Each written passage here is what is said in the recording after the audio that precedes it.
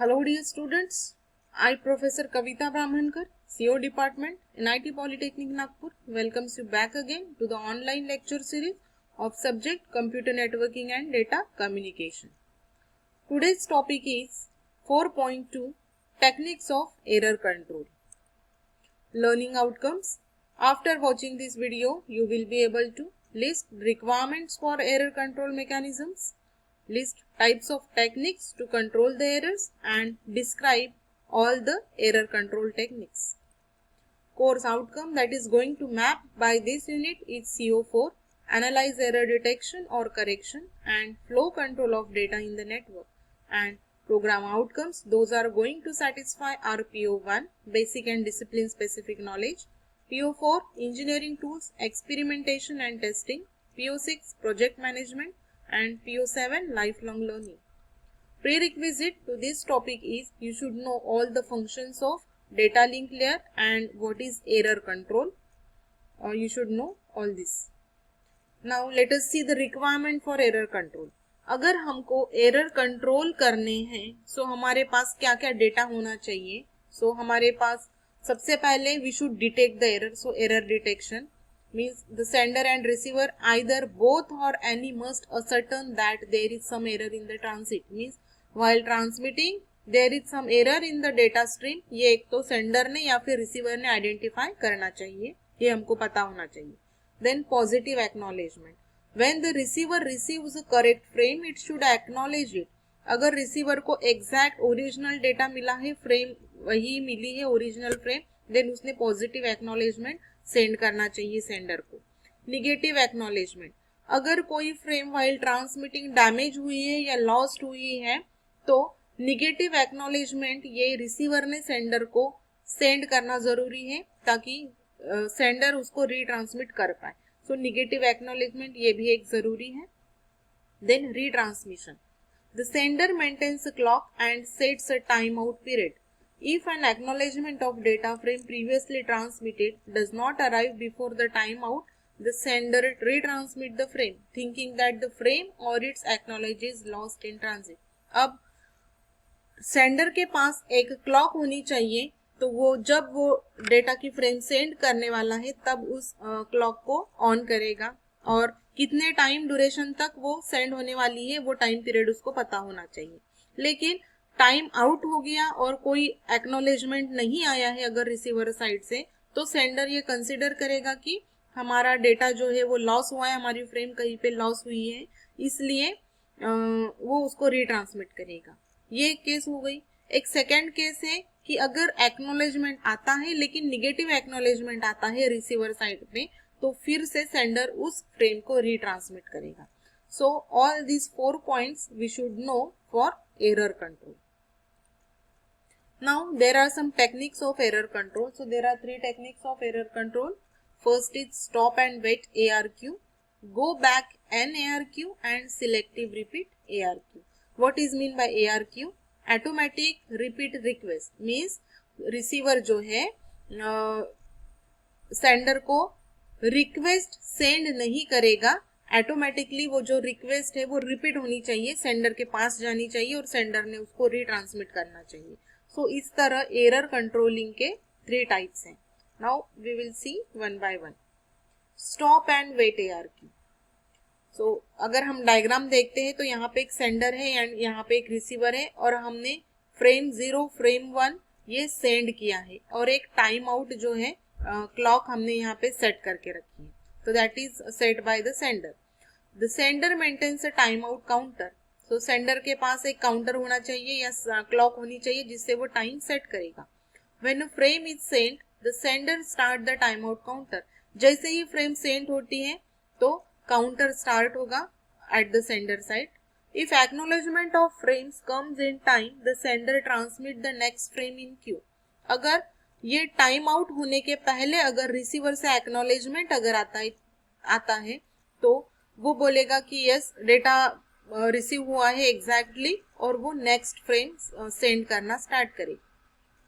If acknowledgement does not come in time, the sender assumes that either the frame और its acknowledgement is lost in transit. Sender retransmit the frame and start the time out counter. अगर कोई acknowledgement नहीं आता है तो sender consider करेगा, और time out भी हो गया है, अब काउंटर ऑफ हो गया है एंड कोई एक्नॉलेजमेंट नहीं आया है, तो सेंडर कंसिडर करेगा कि हमारी फ्रेम डैमेज हुई है बीच में ही व्हाइल ट्रांसमिटिंग, तो उसको वो ऑटोमेटिकली रिट्रांसमिट करेगा और फिर से काउंटर उसके लिए स्टार्ट करेगा। If a negative acknowledgement is received, the sender retransmit the frame.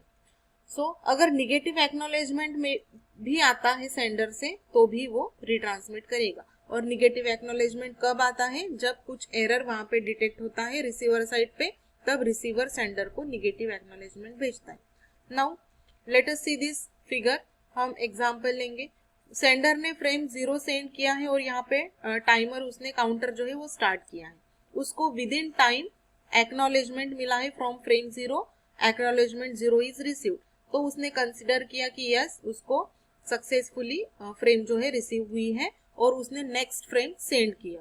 Next frame is frame 1 उसने सेंड किया, यहाँ पे टाइम आउट हो गया लेकिन फ्रेम 1 के लिए कुछ भी एक्नॉलेजमेंट नहीं आया है, तो और टाइम आउट हो गया है, तो सेंडर ने ऑलरेडी कंसिडर किया है कि हमारी फ्रेम जो है लॉस्ट हुई है या डैमेज हुई है, इसलिए वो उस फ्रेम को फिर से रीट्रांसमिट कर रहा है और उसके लिए काउंटर है फिर से उसने सेट किया है। देन इसके लिए अब एक्नॉलेजमेंट आया है, देन वो नेक्स्ट फ्रेम सेंड करेगा, लेकिन नेक्स्ट फ्रेम सेंड करने के बाद अगर निगेटिव एक्नॉलेजमेंट आता है, नैक सिग्नल अगर मिलता है सेंडर को, तो फिर से वो उस फ्रेम को रीट्रांसमिट करेगा। So this is what stop and wait automatic repeat request means. Sender stop होगा, वेट करेगा एक्नॉलेजमेंट के लिए, एक्नॉलेजमेंट नहीं आता है तो उसको रिट्रांसमिट करेगा। This is mechanism. Second is go back NARQ। अब पहले मैकेनिज्म में क्या हुआ था कि जब तक एक्नॉलेजमेंट नहीं आता था रिसीवर साइड से, ये देखिए यहाँ पे ये टाइम आउट हमने सेंड करके क्लॉक है सेट करके रखी है, सो यहाँ पे सेंडर आइडली सिट है ना, यहाँ पे सेंडर जो है वो आइडल है, वो बिजी नहीं है दूसरे काम में, वो सिर्फ वेट कर रहा है कि कब तक उसको एक्नॉलेजमेंट मिले।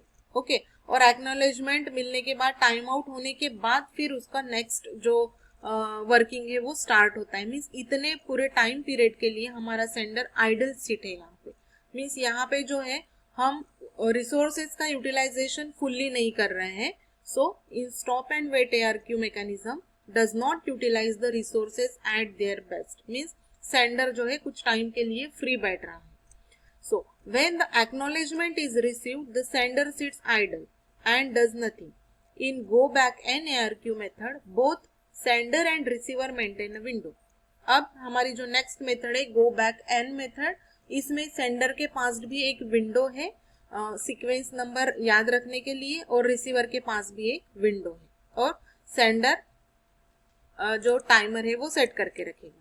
यहाँ पे 0 फ्रेम के लिए उसने टाइमर सेट करके रखा है, देन बैक टू बैक उसने 3-4 फ्रेम्स भेजे हैं, frame 0, frame 1, frame 2, frame 3 and frame 4।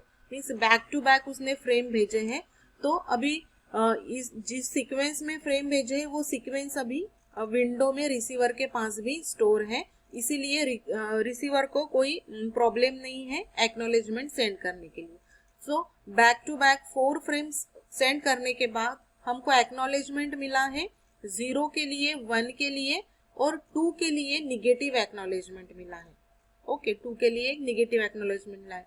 Means अभी सेंडर ने कंसिडर किया कि फ्रेम जो 0 एंड 1 है वो सक्सेसफुली ट्रांसमिट हुआ है, और अब 2 से लेके जो भी जितने भी फ्रेम्स है अब वो रीट्रांसमिट करेगा। Okay so close timer for 0 and send 3। Means 0 के लिए अब टाइमर, जैसे ही 0 के लिए एक्नॉलेजमेंट आया तो 0 के लिए टाइमर ऑफ हुआ है, क्लोज कर दिया है। 1 के लिए एक्नॉलेजमेंट आया तो 1 के लिए भी टाइमर जो है वो क्लोज करके रखा है। अब नेक्स्ट फ्रेम क्या है 3 एंड 4 वो उसने सेंड कर दिया है। लेकिन अब सेकेंड फ्रेम के लिए जो एक्नॉलेजमेंट है वो निगेटिव एक्नॉलेजमेंट आया है, तो सेंडर क्या करेगा कि सेकेंड फ्रेम के बाद जितने भी फ्रेम्स उसने भेजे थे वो पूरे फ्रेम्स फिर से रिट्रांसमिट करेगा सेंडर को। ओके सो जिसके लिए भी जिस फ्रेम के लिए निगेटिव एक्नॉलेजमेंट आता है उस फ्रेम के बाद के पूरे कॉन्जिक्यूटिव फ्रेम्स वो फिर से रिट्रांसमिट करेगा। सो देखिए 2 फ्रेम 2 के लिए यहाँ पे एरर आया था। सो 2 के बाद जितने भी फ्रेम्स है 2 के बाद वाले मीन्स 2, 3, 4 ये फिर से उसने रिट्रांसमिट किया है। तो इस तरह से सेंडर आइडल नहीं बैठता है, कुछ ना कुछ जो फ्रेम्स है नेक्स्ट फ्रेम जो है वो सेंड करते रहता है। इस तरह से यूटिलाइजेशन रिसोर्सेज का हम फुल्ली कर सकते हैं। Next is go back n ARQ। तो सेम वहां पे दिया है कि अगर पॉजिटिव एक्नॉलेजमेंट आता है तो नेक्स्ट फ्रेम सेंड करता है, और अगर निगेटिव एक्नॉलेजमेंट आता है तो वहां से लेके जितने भी आगे वाले फ्रेम से वो फिर से रिट्रांसमिट करता है। Next is selective repeat ARQ। अब गो बैक एन ARQ में क्या होता था, it is assume that the receiver does not have any buffer space for its window size and has to process each frame as it comes. उसको हर एक go back n ARQ में receiver side में हर एक frame को उसको अगर पॉजिटिव एक्नॉलेजमेंट है, निगेटिव एक्नॉलेजमेंट है, फिर भी उसको प्रोसेस करना पड़ता था, और ज्यादा बफर साइज बफर जो है विंडो का वो नहीं था रिसीवर के पास। लेकिन सेंडर को पूरे के पूरे फ्रेम्स फिर से रिट्रांसमिट करने थे, तो इसमें और सेंडर का जो टाइम है वो वेस्ट हो जाता था। लेकिन सिलेक्टिव रिपीट ARQ में हम क्या करेंगे, रिसीवर सिर्फ वही फ्रेम्स सेंड करेगा जिसके लिए उसको निगेटिव एक्नॉलेजमेंट मिला है। ओके, तो रिसीवर जिसके लिए निगेटिव एक्नॉलेजमेंट देता है सिर्फ वही फ्रेम सेंड होंगी, उसके बाद वाले फ्रेम सेंड नहीं होंगे। मींस सिलेक्टेड फ्रेम जो है हम रिट्रांसमिट करेंगे। In selective repeat, the receiver, while keeping track of sequence numbers, buffers the frames in memory and send negative acknowledgement for only frame which is missing or damaged. तो जो भी missing frame है सिर्फ उसके लिए negative acknowledgement भेजेगा, और sender सिर्फ वही फ्रेम रिट्रांसमिट करेगा। ओके, सो देखिए यहाँ पे frame 0, frame 1, frame 2, frame 3 and frame 4 at a time send किया है, लेकिन रिसीवर ने फ्रेम 0 के लिए एक्नॉलेजमेंट किया है, 1 के लिए एक्नॉलेजमेंट किया है, 2 के लिए एक्नॉलेजमेंट नहीं दिया है, लेकिन 3 और 4 के लिए फिर से हमको पॉजिटिव एक्नॉलेजमेंट मिला है। सो अब सेंडर क्या करेगा, सिर्फ फ्रेम 2 जो है उसके लिए फिर से टाइमर सेट करेगा और फ्रेम 2 ही रिट्रांसमिट करेगा। ओके, 3 और 4 ऑलरेडी एक्नॉलेजमेंट मिला है, तो अब नेक्स्ट फ्रेम है हमारी 5 एंड 6, तो उसने 5 एंड 6 सेंड किए। सो सिलेक्टेड जो भी निगेटिव एक्नॉलेजमेंट जिसमें एरर दिखता है फ्रेम में वही फ्रेम रिट्रांसमिट करेगा। So this is all about selective repeat ARQ. So dear students, let us summarize today's lecture. Today we have studied what are the requirements for error control mechanism. So there are 4 requirements: error detection, then positive acknowledgement, negative acknowledgement and retransmission. Then what are the techniques of error control? So there are 3 techniques of error control: stop and wait ARQ, go back and ARQ and selective repeat ARQ. And we have seen all the examples, all the techniques with example and diagram. So thank you for watching the video. Thank you so much.